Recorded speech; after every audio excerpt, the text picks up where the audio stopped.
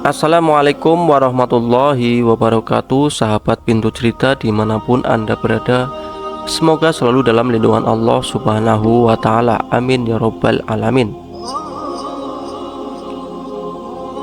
Dalam getaran dinamika zaman yang semakin kompleks dan terkoneksi, kita tidak bisa mengabaikan kehadiran fitnah yang menjalar di tengah masyarakat. Di era informasi yang semakin cepat, setiap tekanan jari di layar gadget dapat menjadi pemicu ledakan fitnah yang merusak tatanan sosial.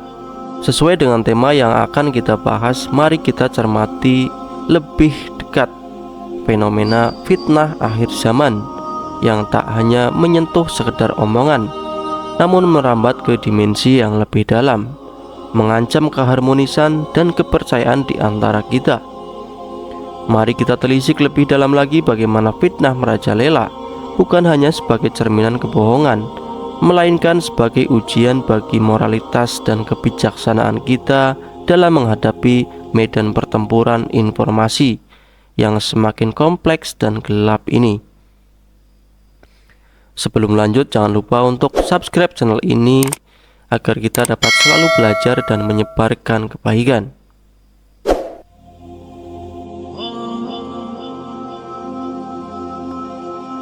Sahabat seiman yang semoga dirahmati oleh Allah, Rasulullah Shallallahu Alaihi Wasallam telah memberikan sejumlah peringatan mengenai tanda-tanda akan datangnya hari kiamat.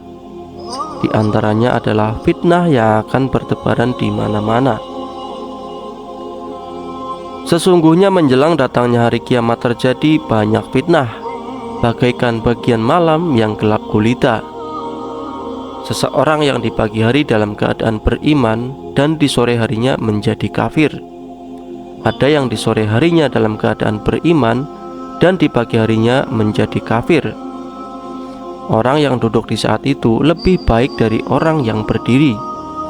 Orang yang berdiri di saat itu lebih baik dari orang yang berjalan. Dan orang yang berjalan pada saat itu lebih baik dari orang yang berlari.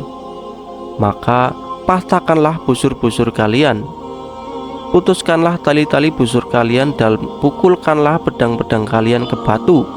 Jika rumah salah seorang dari kalian dimasuki fitnah, maka jadilah seperti yang terbaik dari kedua anak Adam. Hadis riwayat Imam Ahmad, Abu Dawud, Ibnu Majah, dan Al-Hakim.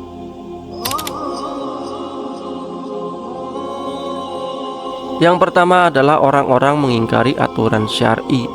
Salah satu fitnah yang akan terjadi ketika menjelang datangnya hari kiamat adalah orang-orang yang akan melanggar aturan-aturan syar'i yang ada. Manusia sudah berani untuk menjual akhirat dan urusan agamanya demi mendapatkan harta dunia yang hanya sementara.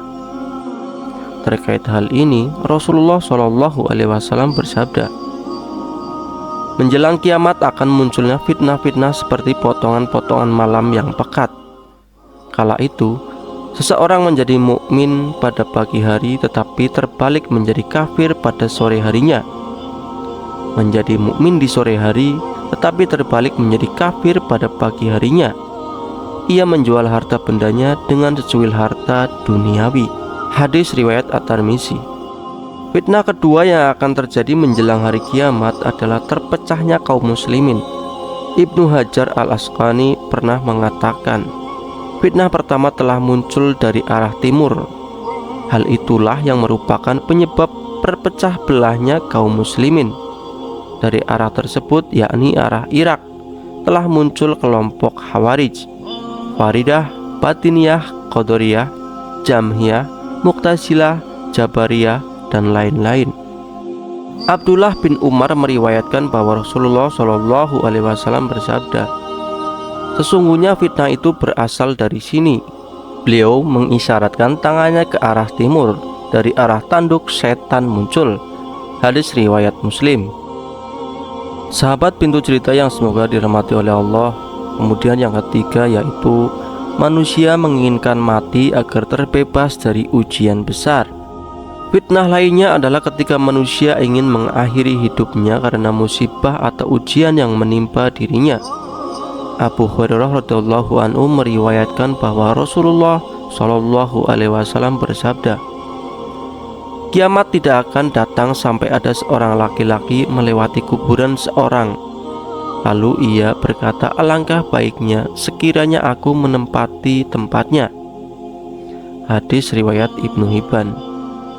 Dan dalam riwayat Muslim pun disebutkan, demi zat yang jiwaku berada dalam genggamannya, dunia tidak akan lenyap sampai seorang laki-laki yang melewati sebuah kuburan, lalu ia berguling-guling di atasnya dan berkata, alangkah baiknya jika aku menempati tempat penghuni kubur ini.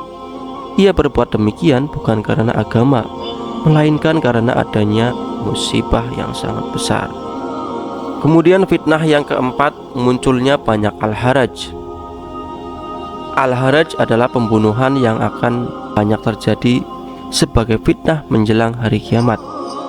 Rasulullah Shallallahu Alaihi Wasallam bersabda, sungguh menjelang hari kiamat akan muncul al-haraj.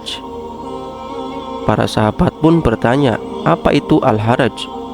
Kemudian Rasulullah Shallallahu Alaihi Wasallam menjawabnya, pembunuhan, tetapi kalian membunuh bukan memerangi orang-orang musyrik, melainkan kalian saling membunuh satu sama lain, sampai-sampai seorang membunuh tetangganya, saudaranya, pamannya, dan anak pamannya. Para sahabat pun bertanya kembali, apakah pada saat itu kami masih punya akal sehat? Kemudian Rasulullah Shallallahu Alaihi Wasallam pun menjawab, sesungguhnya akal seseorang pada zaman itu akan dicabut dan digantikan oleh manusia-manusia bodoh. Kebanyakan dari mereka itu benar, tetapi sebenarnya kebenarannya itu adalah salah besar. Sahabat pintu cerita yang semoga dirahmati oleh Allah. Kemudian yang kelima yaitu tersebar luasnya kebodohan. Fitnah yang satu ini tidak boleh terabaikan, karena akan banyak muncul kebodohan-kebodohan, sehingga ilmu yang ada pada diri manusia sangat kurang, bahkan tidak ada. Pada saat itu manusia hanya haus mengejar harta dunia dan lupa dengan ajaran Islam. Abdullah bin Mas'ud dan Abu al-Ash'ari meriwayatkan bahwa Rasulullah Shallallahu Alaihi Wasallam bersabda, sungguh menjelang kiamat ada masa-masa di mana kebodohan itu diturunkan dan ilmu diangkat, serta banyak terjadi al-haraj atau pembunuhan. Hadis riwayat Bukhari dan Muslim. Sahabat seiman, kemudian yang keenam atau yang terakhir adalah munculnya Dajjal.